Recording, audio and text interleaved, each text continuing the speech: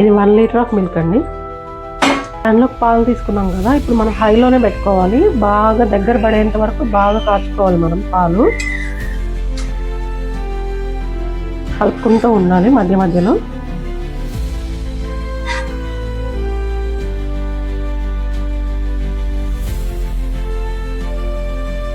ఇది పొంగు వస్తూ ఉంటాయి కదండి, మనం కలుపుకుంటూనే ఉండాలి. దగ్గర పడేదాకా కలుపుకుంటూ ఉండాలి.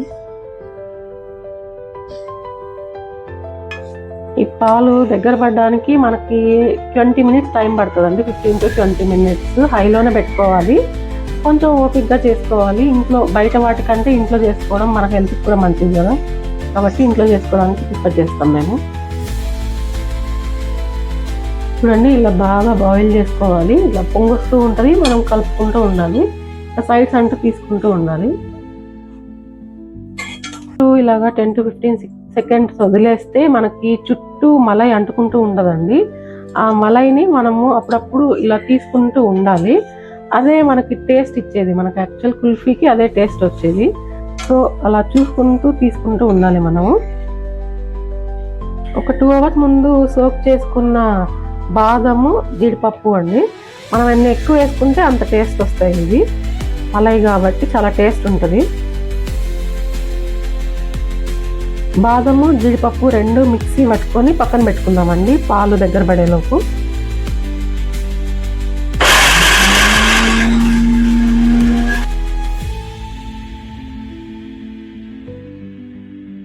చూడండి, ఇలా పొంగుతూ ఉంటుంది, మనం దగ్గర చేసుకుంటూ ఉండాలి. ఆల్రెడీ పాలు హాఫ్ అయిపోయినాయి. లీటర్ తీసుకున్నాం మనము, హాఫ్ లీటర్ అయిపోయినాయి ఆల్రెడీ. ఇలా పక్కన మలై అంతా అంటుకుంటూ ఉంటుంది కదా, దాన్ని తీసుకుంటూ ఉండాలి మనం మధ్య మధ్యలో. అది లేకపోతే టేస్ట్ బాగోదండి.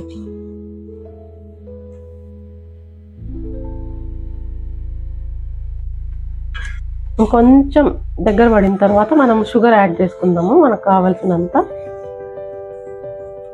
ఇప్పుడు 1 లీటర్ పాలకి ఇప్పుడు నేను 1/4 కిలో షుగర్ వేస్తున్నానండి. అంటే తగ్గిపోతాయి కదా క్వాంటిటీ మనం కాల్చుకోవడం వల్ల.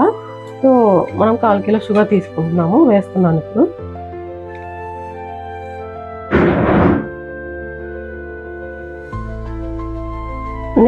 మేము కొంచెం ఇంట్లో షుగర్ తక్కువ తింటామండి.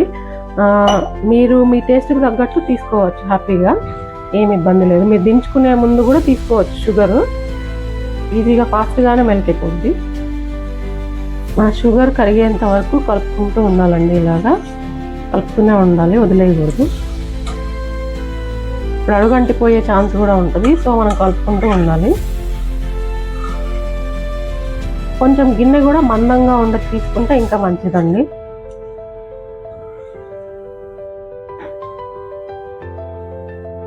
ఇప్పుడు షుగర్ బాగా కరిగిపోయిందండి. ఇప్పుడు ఫ్లేవర్ కోసం నేను ఇలాచీ పౌడర్ వేస్తున్నాను.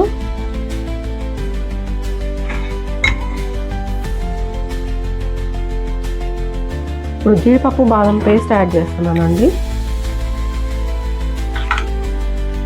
ఇది వేస్తేనే టేస్ట్ ఉంటుందండి, లేకపోతే ప్లెయిన్ కుల్ఫీ పెద్ద టేస్ట్ బాగోదు. ఇది వేస్తే టేస్ట్ ఎన్హాన్స్ అవుతుంది. ఇలాచీ వల్ల ఫ్లేవర్, అరోమా బాగుంటుంది. కన్సిస్టెన్సీ థిక్ అయ్యేదాకా ఉడకనిద్దామండి. బాగా జీడిపప్పు బాదం వేసాం కదా, దాని పచ్చిదనం అంత పోయేదాకా ఉడికించుకుంటే థిక్ పేస్ట్ లాగా వస్తుంది మనకు కొద్దిగా. అప్పుడు మనం నెక్స్ట్ ప్రాసెస్లోకి వెళ్దాం.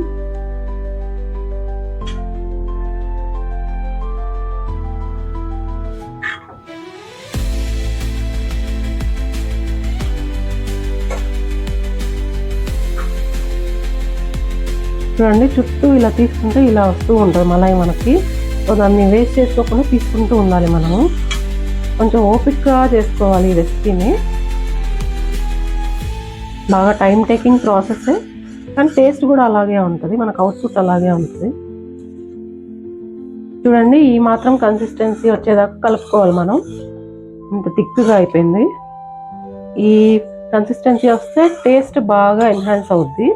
కస్టర్డ్ పౌడర్ యాడ్ చేస్తున్నాను. 1 table spoon of custard powder అండి. ఇది 1 స్పూన్ ఆఫ్ కస్టర్డ్ పౌడర్ అండి. వాటర్లోకి వేసుకొని కలుపుకున్నాను. ఇది జస్ట్ కలర్ కోసమే, టేస్ట్ ఏమి ఉండదు దీనివల్ల. పిల్లలకు అట్రాక్టివ్గా ఉండాలి కాబట్టి యాడ్ చేస్తున్నాను. మా బాబు ప్లెయిన్ కుల్ఫీ అంటే పెద్ద ఇష్టపడ్డు, సో అందుకని ఇది యాడ్ చేస్తున్నాను. ఇప్పుడు మనకి కన్సిస్టెన్సీ సరిపోయిందండి, రెడీ అయిపోయింది. దీన్ని కొంచెం చల్లార్చిన తర్వాత కుల్ఫీ మౌల్స్లోకి యాడ్ చేసుకున్నాము. చల్లారిపోయింది మన కుల్ఫీ మిక్చర్. సో ఇప్పుడు మనం మౌల్స్లోకి తీసేసుకున్నాం. దీన్ని మౌల్స్ లేకపోయినా మనం గ్లాసెస్లోకైనా వాడుకోవచ్చు.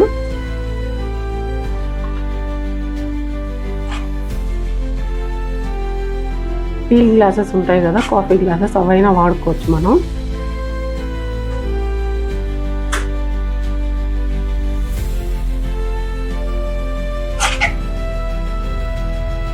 ఫ్రీజర్లో ఫ్రీజ్ చేసుకుందామండి 6 to 8 hours. 6 to 8 hours తర్వాత మనము చెక్ చేసుకుందాము. ఇదిగోండి 6 to 8 hours ఫ్రీజ్ అయిపోయిన కుల్ఫీ ఇప్పుడు మనం ఓపెన్ చేసుకుందాము. ఇదిగోండి ఫ్రీజ్ అయిపోయిన కుల్ఫీ. మనం ఇప్పుడు డీమాల్ట్ చేసుకుందాం దీన్ని. మనం ఇందులోకి ఐస్ క్రీమ్ స్టిక్ ఇన్సర్ట్ చేసుకొని బయటకు తీసుకుందామండి, డీమాల్ట్ చేసుకుందాం దీన్ని.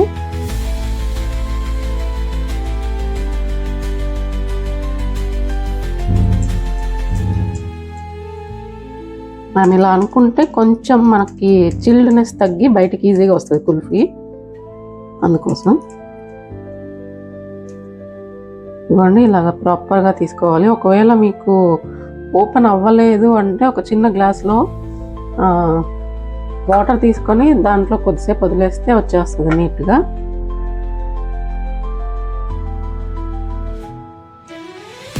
చూడండి మనం వేసుకున్న జీడిపప్పు పేస్ట్ అంతా గ్రాన్యూల్స్గా కనిపిస్తుంది. ప్రతి ఒక్క బయటికి టేస్ట్కి ఎన్హాన్సింగ్ చేస్తూ బాగుంది టేస్ట్ చాలా. అదొక క్రీమీ టెక్స్చర్తో రిచ్నెస్తో బాగుంది, చాలా బాగుంది టేస్ట్. ట్రై చేయండి ఒకసారి చేసుకొని.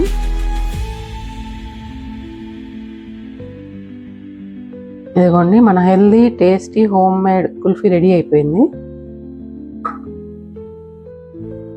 చూడండి ఎంత ఈజీగా చేసుకోవచ్చు, మీరు కూడా ఇంట్లో చేసుకోవచ్చు.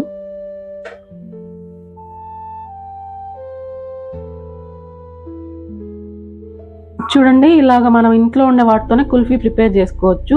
రెగ్యులర్ కాఫీ గ్లాసెస్ ఉంటాయి కదా ఇంట్లో, వాటితో ప్రిపేర్ చేశాను ఇది. సో మనం లో బడ్జెట్లో ఇంట్లో హ్యాపీగా చేసేసుకోవచ్చు. ఇప్పుడు దీన్ని డీమౌల్డ్ చేసుకున్నాము.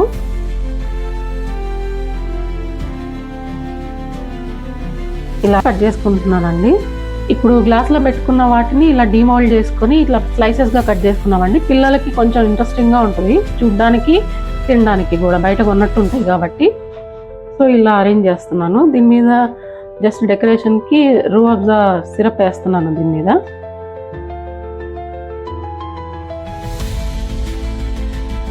ఇప్పుడు క్రష్ చేసుకున్న పిస్తాను యాడ్ చేస్తున్నానండి గార్నిషింగ్ కోసం. మనం జీడిపప్పుతో కూడా గార్నిష్ చేసుకోవచ్చు, ఇది కొంచెం డిఫరెంట్ టేస్ట్ ఉంటుంది. చూడండి ఇప్పుడు పిస్తా పప్పుతో డెకరేట్ చేసుకున్నాము. సో కలర్ఫుల్గా డిలైట్ఫుల్గా ఉంటుంది, యమ్మీగా ఉంటుంది, టేస్ట్ కూడా ఈజీ అండ్ టేస్ట్. ఇదిగోండి ఇంకొక గ్లాస్లో అదే విధంగా ప్రిపేర్ చేసుకొని పెట్టుకున్నాను కుల్ఫీ మిక్చర్ని. సో దీన్ని స్లైసెస్గా చేసుకున్నాను.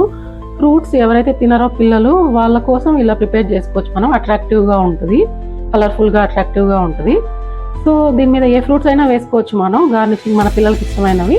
గార్నిషింగ్కి ఇప్పుడు కొద్దిగా బాదం వేస్తున్నాను.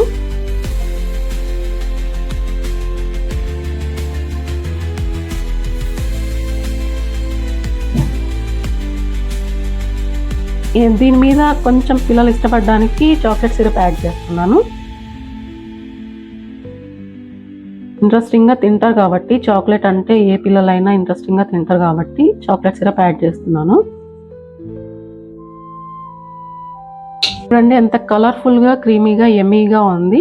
పిల్లలు ఎవరైనా వద్దనకుండా తినేస్తారు హ్యాపీగా. సో ట్రై చేసి ఒకసారి ఇంట్లో చేసి చూడండి.